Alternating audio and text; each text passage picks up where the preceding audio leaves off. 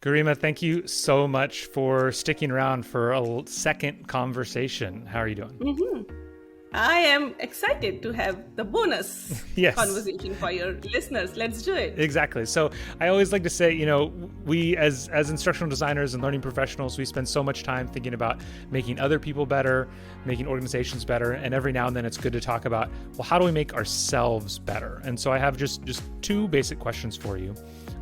Each of them is kind of a two-parter. So I'll start with backwards looking of when you look back at your past and you've had this amazing trajectory in your career. What is a major challenge that you had to overcome, and how did you have to change in order to overcome that challenge? Absolutely.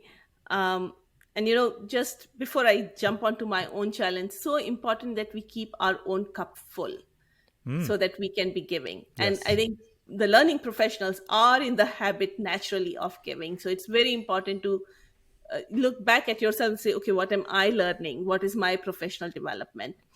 And when I started in the field, I had jumped ship in terms of career paths. I had left, software coding and stuff behind and moved into a um, very different field for me because I was more, math kind of person. I know this plus this equals this, and this is a lot more fluid. It's a lot more human centered. Yes. And apart from that, and then there is the adult learning principles.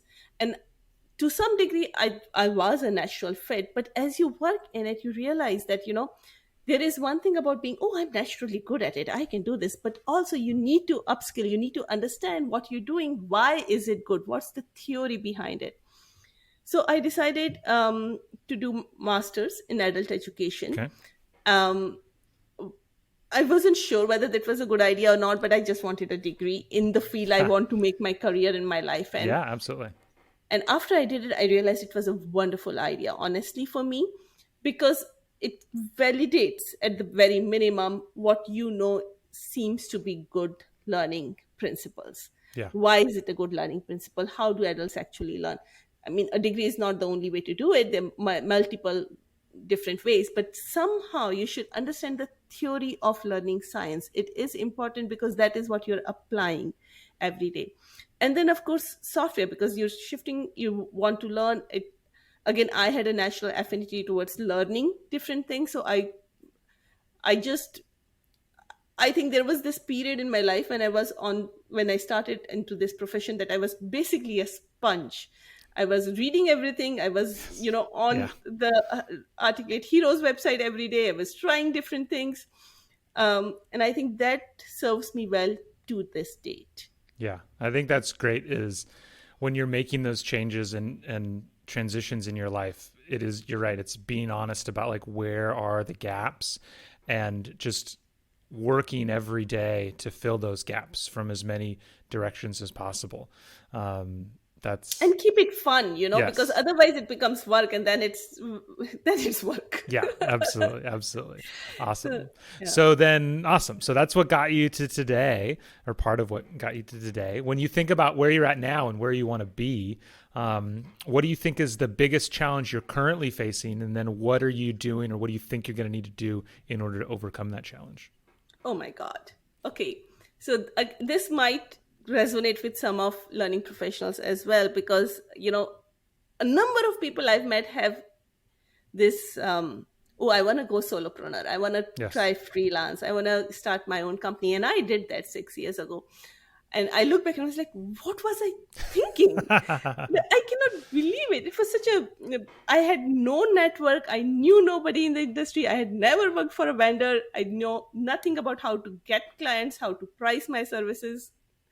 Uh, but things have been kind, I guess, fortunately. Um, what I am learning still as an entrepreneur, and I think that's something that we always underestimate, is the business of sales, Mm-hmm. is how to do that. And for the longest I was like, yeah, I'm not a salesperson, I'm just good at my work.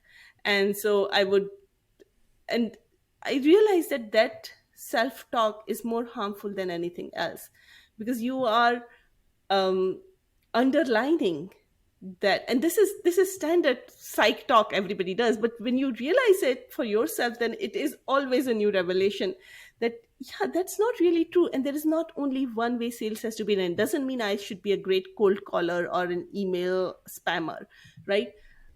It is about this deep desire of helping people bring out best learning possible in their situation. And if you could be authentic about it, then it doesn't feel like sales. We assume that it's going to be something less desirable, but it doesn't have to be. So that is something I'm still learning. Matt, some days are better than others.